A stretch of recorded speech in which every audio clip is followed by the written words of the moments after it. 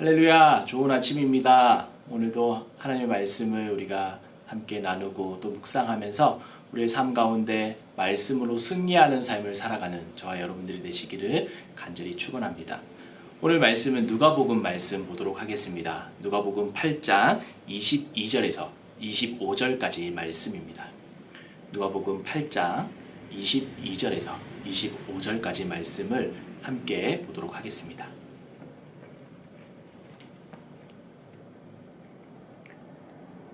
하루는 제자들과 함께 배에 오르사 그들에게 이르시되 호수 저편으로 건너가자 하시매 이에 떠나 행선할 때 예수께서 잠이 드셨더니 마침 광풍이 호수로 내리침에 배에 물이 가득하게 되어 위태한지라. 제자들이 나와 깨어 이르되 주여 주여 우리가 죽게 되었나이다.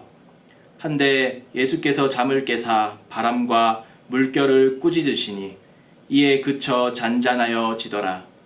제자들에게 이르시되 너희 믿음이 어디에 있느냐 하시니 그들이 두려워하고 놀랍게 여겨 서로 말하되 그가 누구이기에 바람과 물을 명함에 순종하는가 하더라.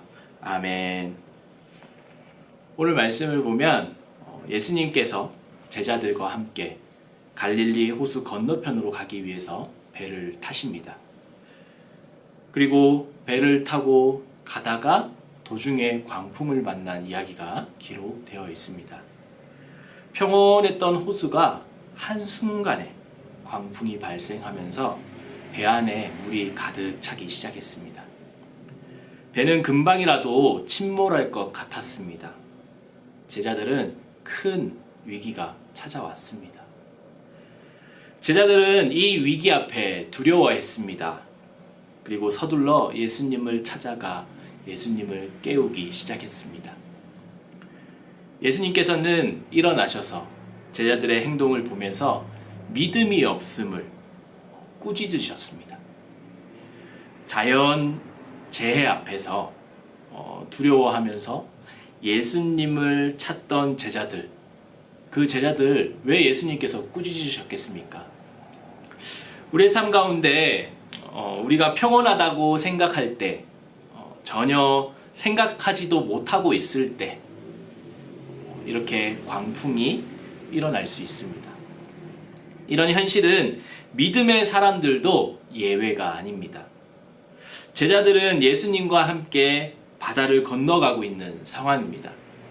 하지만 이 광풍을 만나서 큰 어려움에 놓여 있습니다. 예수님은 우리의 삶 가운데 항상 함께 하신다라고 우리는 믿고 있습니다. 또 믿고 계십니까? 믿음의 사람들 항상 고백합니다. 주님, 우리 가운데 계시며 우리의 삶 가운데 역사하십니다. 라는 믿음의 고백 다들 하고 계시죠? 그러나 이제 때로는 이런 광풍이 배를 덮치듯이 우리의 인생에 광풍이 강력하게 밀려올 때가 있습니다. 신앙생활하는 사람들이 착각하는 것 중에 하나가 예수님을 믿으면 모든 일이 다 잘 될 것이다 라는 믿음을 가지고 있습니다. 우리의 삶 가운데 주님이 함께 계시니 모든 일 가운데 큰 어려움이 없어야 할 것 같습니다. 그런데 어떻습니까? 여러분들의 삶 가운데 큰 어려움 없습니까? 평온하십니까? 그런데 성경에 기록되어 있는 믿음의 조상들 그런 삶을 살펴보면 어떻습니까? 큰 어려움들이 없었습니까? 우리가 생각할 때 큰 믿음을 가졌다 할지라도 믿음의 조상들 우리가 삶을 살펴보면 그들의 삶 가운데 많은 어려움들 있었던 것 우리가 말씀을 통해서 볼 수 있습니다. 이것이 우리의 현실입니다. 우리의 현실에서 극복하기 어려운 문제들 이렇게 발생하였을 때 가장 먼저 일어나는 반응 무엇입니까? 두려움과 불안함입니다. 두렵고 불안한 거 당연한 일입니다. 너무 자연스러운 일입니다. 그 어려움을 이기려고 우리는 우리의 힘을 다해서 노력합니다. 본문 말씀 가운데 제자들 또한 이러한 모습들을 찾아볼 수 있습니다.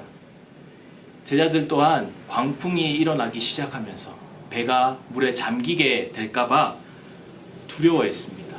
그리고 배가 잠기지 않도록 자신들의 노력들을 하였습니다. 하지만 폭풍을 이기기 위해서 최선을 다했지만 어떻습니까? 결국 자연재해 앞에 그들은 무릎을 꿇게 됩니다. 그들이 극복할 수 없는 어려움이었습니다. 그래서 자신의 힘으로 더 이상 해결할 수 없음을 깨닫고 예수님을 깨우게 되는 것입니다. 예수님은 제자들을 믿음이 없다고 꾸짖으시는 것을 봅니다. 이 말씀을 통해 예수님은 인간 상황과 믿음이 매우 밀접한 관계가 있음을 가르치고 있습니다. 힘든 문제가 발생하면 당황하는 것, 그리고 두려워하는 것 정상입니다. 그러나 예수님은 이러한 문제들이 환경의 문제가 아니라 믿음의 문제라고 말씀하고 계십니다. 예수님은 믿음이 있느냐, 믿음이 없느냐 라는 문제, 그 문제라고 말씀하고 계시는 겁니다. 상황의 문제가 아니라고 본 것입니다. 사람들은 환경과 상황을 따라서 반응합니다. 하지만 성경은 상황이나 환경의 문제로 여기지 않습니다. 믿음의 문제로 보는 것입니다. 어떻게 이것이 믿음의 문제입니까?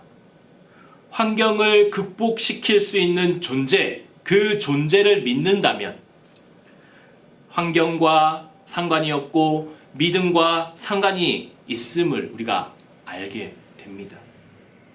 죽음을 이기신 예수님을 보면 환경을 이기게 하시는 그 하나님의 존재를 믿는다면 우리의 환경과 유무에 따라서 우리가 반응해서는 안 되는 것입니다. 우리가 잘 알고 있는 시편 23편 말씀 가운데 4절 말씀을 보면 이런 말씀이 있습니다. 내가 사망의 음침한 골짜기를 다닐지라도 해를 두려워하지 않는 것은 주께서 나와 함께 하심이라. 주의 지팡이와 막대기가 나를 안위하시나이다 라고 말씀하고 있습니다. 너무 좋은 말씀이죠. 이 고백 엄청난 고백입니다. 성경은 믿음이 세상을 이긴다라고 증언하고 있습니다. 환경을 보는 사람들은 날마다 두려움과 불안 가운데 삶을 살아갈 수밖에 없지만 믿음으로 삶을 살아가는 사람들은 어떻습니까? 주님을 믿기에 하나님의 역사를 현실에서 드러내는 것입니다. 오늘 예수님께서 폭풍을 잠잠케 하신 것을 보면 우리의 삶 가운데 수많은 폭풍들이 몰아쳐 올지라도 우리의 삶이 예수님의 말씀 한마디로 잠잠해졌듯이 우리의 삶 가운데 폭풍이 잠잠해지는 역사가 일어날 수 있는 것입니다. 주님은 오늘 우리의 삶 가운데도 질문하십니다. 너희 믿음이 어디에 있느냐? 오늘 우리의 삶 가운데 수많은 폭풍들 많이 있지 않습니까? 수많은 광풍들이 우리의 삶 가운데 불쑥 찾아오게 됩니다. 이런 현실 가운데 우리는 세상 사람들처럼 환경과 상황에 따라 반응하는 것이 아니라 믿음으로 온전히 하나님만을 바라보며 승리하는 그런 하나님의 자녀들이 되시기를 간절히 축원합니다. 함께 기도하도록 하겠습니다. 하늘에 계신 우리 아버지여, 이름이 거룩히 여김을 받으시오며 나라의 임하옵시오며 뜻이 하늘에서 이루은 것 같이 땅에서도 이루어지이다.